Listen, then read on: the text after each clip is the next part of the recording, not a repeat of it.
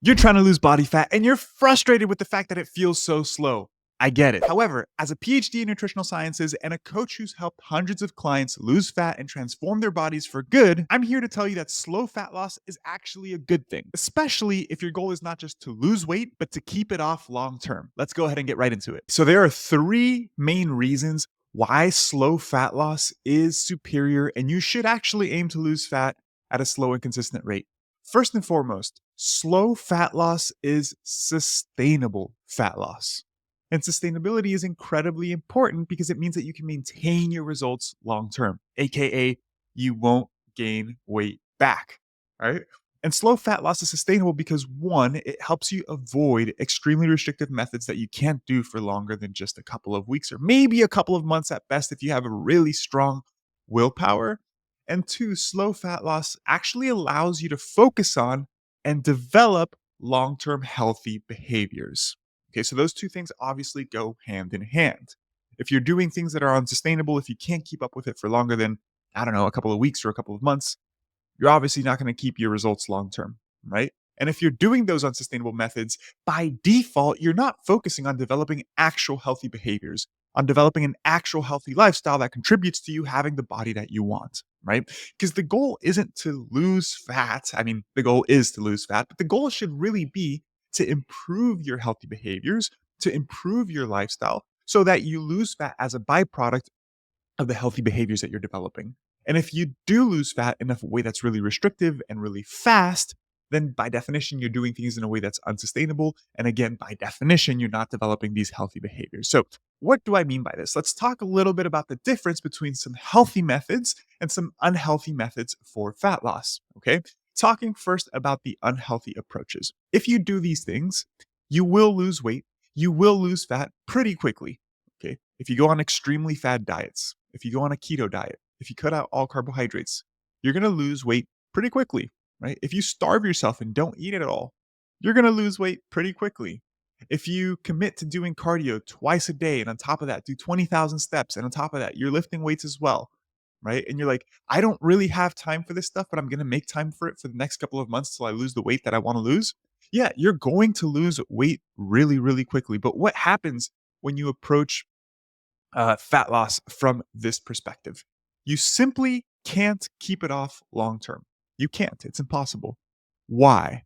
Because in general, the things that you do to achieve your weight loss goal are the same things that you need to keep doing to maintain your progress long term. You guys have probably heard me say this on the show a million times before, right? And it's because it's true. The things that you do to achieve your goals are the things you need to keep doing long term to maintain those results. So, if you lose weight by starving yourself, can you starve yourself for the rest of your life? No. If you lose weight by doing 2 hours of cardio every day, can you maintain that pace of cardio? Can you continue doing 2 hours of cardio every day?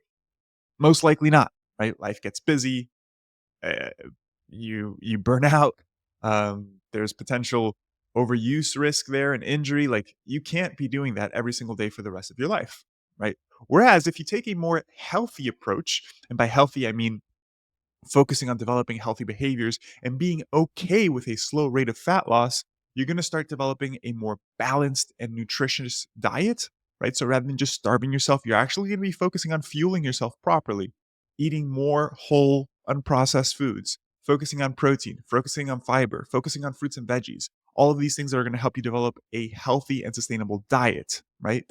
And yes, you're going to lose fat a little bit slower, but it's going to be more sustainable. On top of that, you're not going to have to feel like you're starving yourself. You're going to feel satiated. An issue that people run into when they're losing fat and they're losing fat quickly is that they feel hungry all the time. And guess what happens when you feel hungry all the time? You have to use more willpower. You have to be more disciplined. You have to say no to things when you're feeling hungry. And that reduces your risk of actually succeeding because you're going to be less consistent. Because the more willpower you need, the less consistent you're going to be, right? So if you can eat a little bit more, slow down your rate of weight loss a little bit more, you're just not going to feel hungry. You're fueling yourself properly. You're going to feel satiated. It's a win win, right? In addition to that, if you focus on losing fat slowly and developing healthy behaviors, you can actually enjoy your life. It doesn't have to feel miserable. So many people say that losing weight feels miserable. And that inherently, when I hear that, it raises a red flag because it tells me that people are doing this fat loss thing in a way that's too restrictive. Because if you're not doing it in a really restrictive way, if you're doing it in a slow and sustainable way, it should not feel really hard. It should not feel like you can't enjoy your life. It should not feel like you have to starve yourself and you have to say no to everything and you have to be hungry. Those things are simply not true. Okay. And here's the best part about taking this approach, it's that these behaviors that you slowly start to implement, the longer you do them consistently, first off, it's easier to do them consistently because they don't feel as restrictive as some of the fast weight loss methods that I mentioned earlier, right? So as long as you're doing them consistently, they slowly become habitual, which means they become part of your habits, which just means that you do them automatically. It doesn't take willpower, it doesn't take discipline. You don't have to think about it. They become habitual.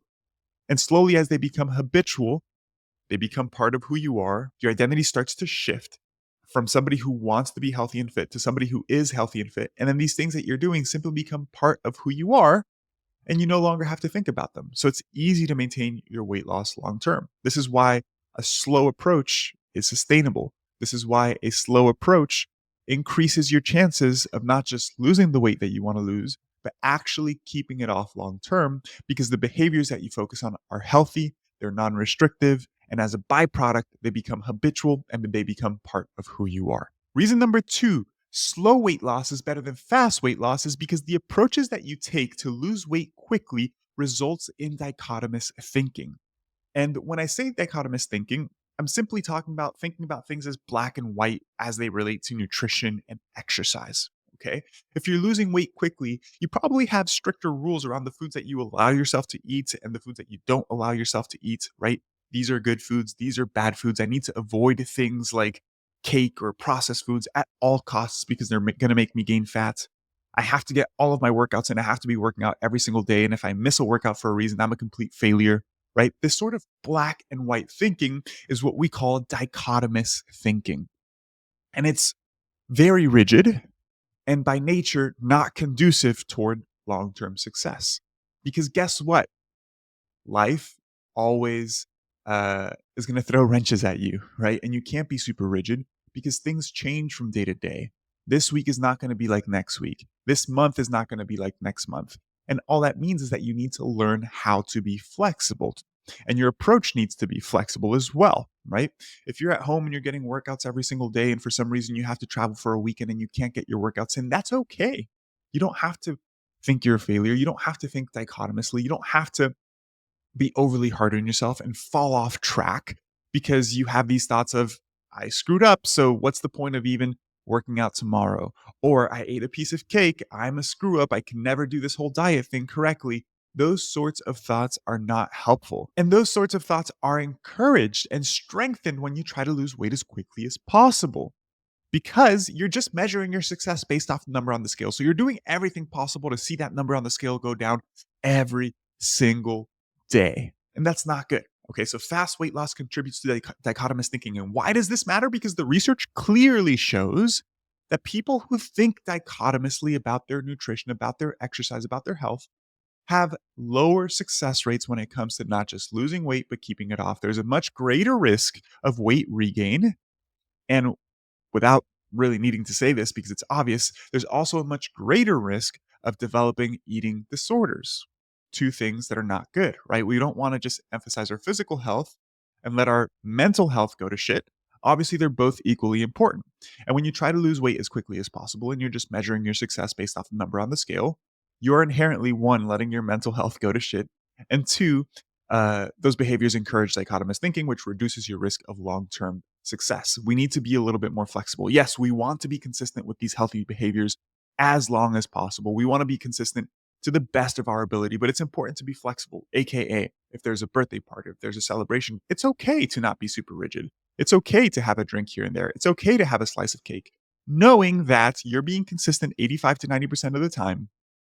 And this is a special occasion and you should be flexible because it makes the whole process more enjoyable and you're just going to get back on track tomorrow, right? So don't be overly hard on yourself. Slow fat loss is superior because it doesn't result in dichotomous thinking. And since it doesn't result in dichotomous thinking, it increases your likelihood of long term success with fat loss. Reason number three why slow fat loss is superior is because slow fat loss actually results in more fat loss than fast weight loss. Realize I just used the word weight loss there. For simplicity, this whole episode I've been using the word fat loss. But the truth is that fat loss and weight loss are not synonymous. Okay? When we say the term fat loss, we're simply referring to how much actual body fat you lose. The term weight loss encompasses fat loss, right? Because fat loss is part of weight loss, but there's also loss of muscle mass. There's loss of lean tissue, which is muscle mass and some other stuff as well, like organ weight, for example. There's loss of total body water, right? So weight loss is not just fat loss. And when people say they want to lose weight, what they're really saying is that they want to lose fat, right? Nobody wants to lose 10 pounds of just muscle mass. Most of us want to maintain, if not improve muscle mass and lose body fat. And the science clearly shows that when people lose weight at a slow rate, they actually lose more fat. The percentage of weight loss that comes from fat is greater when you lose weight at a slow rate.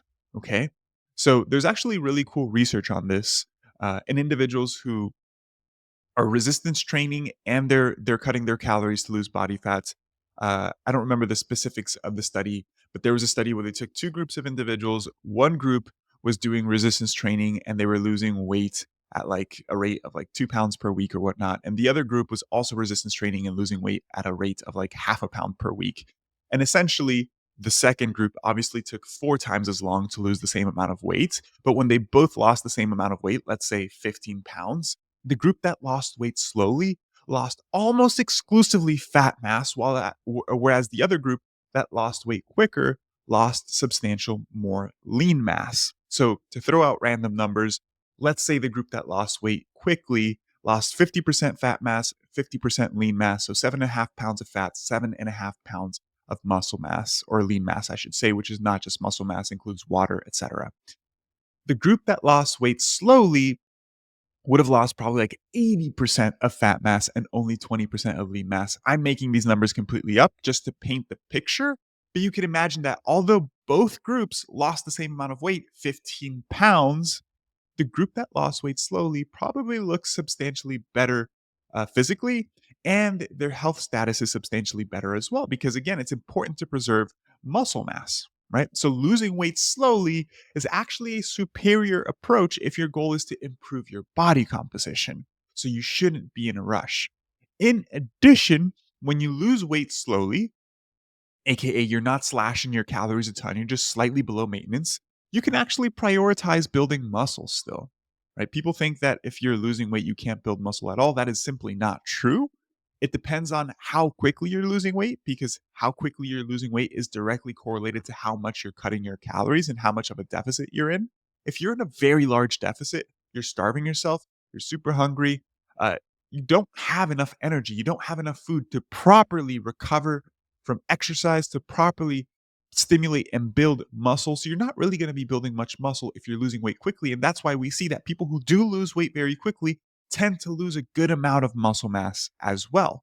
Whereas people who lose weight slowly, since they're eating more food, yes, they're in a calorie deficit, but in a much slighter calorie deficit, they're still eating sufficient food to prioritize uh, exercise recovery, to prioritize muscle recovery, and we can still see improvements in muscle mass, even if you're losing weight, if you're doing so at a slow and consistent rate. And of course, you're prioritizing all the other healthy behaviors like consuming sufficient protein, making sure you're sleeping well, making sure you're limiting alcohol intake. So this ties with reason number one, where I talked about sustainability. If you're focusing on these healthy behaviors, you're losing weight nice and slowly, you're going to be mainly losing fat mass, and you can still even build some muscle. So it's just a win-win. So to recap, the three main reasons why slow weight loss is better than fast weight loss is because one, it's sustainable. If you lose weight slowly, you're going to develop healthy behaviors along the way, and you're just way more likely to maintain the weight off long term. Reason number two, slow weight loss, or I should say fast weight loss, results in more dichotomous thinking, more dichotomous behaviors around nutrition and exercise. you're less flexible, which actually reduces your risk of long term success. Or I should say, reduces your chances of long term success. I'm so used to using the word risk because in research, we're always talking about disease risk for the most part, right? So I just inherently use the word risk. And reason number three is that slow fat loss or slow weight loss actually results in more fat loss as a percentage of total weight lost. And you can prioritize building muscle because you're still eating sufficiently to recover from exercise and you have some of that energy to build muscle. So now that we've talked about the three reasons why slow fat loss is superior and why you should actually be trying to lose fat slowly, not as fast as possible, let's talk about setting appropriate expectations. Because what is a good rate of weight loss to start with, right? And it really depends on where you're at, what you're trying to achieve, what your initial weight is, what you want your end weight to be. But in general, I do not recommend losing more than 1% of your total body weight per week. Okay, so obviously that's relative to your starting body weight. I would also not encourage most people to aim for 1% of total body weight per week unless you have like a good amount of body fat to lose, right? Unless your body fat percentage is above 25-30% for males, 30% to 35% for females. I'm throwing out some relatively arbitrary numbers here, but unless your body fat is higher, I would not encourage you to lose weight that fast. For most people, I think a really good target is half a pound to a pound of weight loss per week, which equates to roughly 3 to 500 calories below maintenance. Okay, this is going to allow you, one, to see consistent progress because if you do it any slower, it's just going to take a really long time and you might burn out. And losing weight at a consistent rate that's not at a snail's pace is also really going to allow you to build some momentum because you're actually going to see the scale move down from week to week, right? And I think the sweet spot there is really half a pound to a pound per week. And if you're losing weight at that rate, you're in good shape, guys. If you're losing on average at least half a pound per week, you are in good shape. You are making amazing progress. It might feel like a really long time if you want to lose 20 pounds. It might take 20 to 40 weeks, depending on how quickly you're losing weight. But time passes anyways, and the goal is not just to lose weight. Again, it's to lose weight and keep it off. If you do it nice and slow, it's going to be enjoyable, and your body composition is actually going to look better and be better because you're going to be able to prioritize muscle mass. So do not be in a rush. Be patient. Stay consistent. The last thing I want to talk about here is how to stay motivated during a fat loss phase. Because I just mentioned if you have 20 pounds to lose and you're going to be losing it at around half a pound to a pound per week, it might take you up to 40 pounds if you're losing at half a pound a week, right? 20 pounds, half a pound per week, that's 40 weeks. That seems like a really long time. And you might be thinking, like, well, Dr. Joey, I lose motivation pretty quickly. Here's the thing. You lose motivation pretty quickly because you only measure success based off how much the scale is moving. And every time you look at the scale, you just think about how far you still have to go. Those two things are a recipe for losing motivation, right? If you just focus on measuring success based off how quickly you're losing weight, but you're losing weight slowly because you should, that's going to make you lose motivation. And if you've lost 2 or 3 pounds, and you're like, man, I still have another 20 to go, that's going to make you lose motivation as well. So here's the thing. First and foremost, I encourage you to not measure success just based off the number on the scale. It's not just about how much weight you lose. Focus on other metrics as well, right? Focus on your performance in the gym. Are you getting stronger? Are you seeing improvements in muscle mass? Are you seeing improvements in muscle definition? Because again, as you lose body fat, as you build muscle, your body is going to start to look and feel different, even if you haven't lost that much weight. So I encourage you to also take progress pictures. You'd be surprised what big difference just 5 pounds can make when you do things correctly and you're training hard and you're building muscle and you're getting your protein in and you're losing fat slowly. Because you might have lost 5 pounds, but you might have actually lost a little bit more than that in terms of body fat and built some muscle. So your body composition is going to look totally different. So don't just measure based off the number on the scale. Take some progress images, take some body circumferences, measure your performance in the gym, right?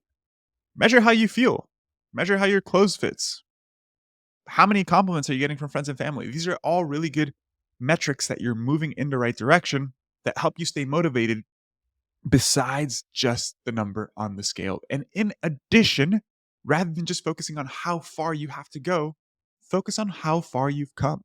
Be proud of yourself for staying consistent for 8 to 10 weeks. This is some of the more like woo woo stuff that people uh, talk about. They're like, Dr. Joey, we just want the science. We don't want you to be super motivational, whatever. But the point is, like, this stuff really is really important, right? Because it's not just about the science and applying it, it's about being able to stay consistent with it. And this motivational piece is really important. Celebrate the small wins, guys. Remind yourself of how far you've come. You've lost 5 or 6 pounds. That's awesome. You've stayed consistent now for 6 to 8 weeks. That's great. Celebrate the small wins, right? You lost half a pound, celebrate that instead of saying, like, oh, I only lost half a pound. Do you know how stupid it is to say I only lost half a pound? Half a pound is a lot. Half a pound of body fat is a lot of mass when you look at it visually, and it's half a pound of body fat that you lost that you had on whatever a week ago or whatever, right? So you should be proud of all the progress you make independent of how slow it feels. Remember, it's not just about the numbers, it's about feeling stronger, it's about being healthier, and it's about being more confident in your own skin. So it doesn't make sense to measure progress just based off the number on the scale because the number on the scale is not indicative of any of those things. All right, guys, let's go ahead and wrap things up. If you enjoyed that episode, please take a second to subscribe to my channel and like this video. It really does help me a ton, and I'll catch you in next week's episode. And if you have any questions about fat loss, make sure to put them down in the comments below, and I'll give you some feedback.